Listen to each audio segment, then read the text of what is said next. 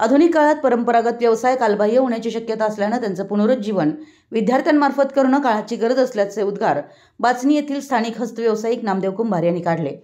ते दूधगंगा विद्यालय धरणग्रस्त वसाहत कागल इथं आनंददायी शनिवार व मुख्यमंत्री गतिमान प्रशासन अभियान या संयुक्त कार्यक्रम प्रसंगी बोलत होते। यावेळी विद्यालयाचे मुख्याध्यापक अशोक बुगडे, ज्येष्ठ शिक्षक तानाजी पाटील, नाथा चव्हाण आदी शिक्षक, शिक्षकेतर कर्मचारी व विद्यार्थी उपस्थित होते। पुढे ते म्हणाले की कोणताही सण साजरा करताना पर्यावरणाची योग्य आपण भारताचे नागरिक म्हणून काळजी घेणे आवश्यक आहे। आजच्या तंत्रज्ञानाच्या युगात पारंपरिक व्यवसाय टिकवणं महत्त्वाचं आहे। शालेय विद्यार्थ्यांनी हस्तकौशल्याच्या माध्यमातून कला अवगत केल्यास स्वतःच्या पायावर उभं राहण्यास मदत होईल। याचबरोबर दूधगंगा विद्यालयातील मुख्याध्यापक, सर्व शिक्षक व विद्यार्थी यांचे परंपरागत व्यवसायाविषयी जनजागृती करत असल्याबद्दल कौतुक केलं।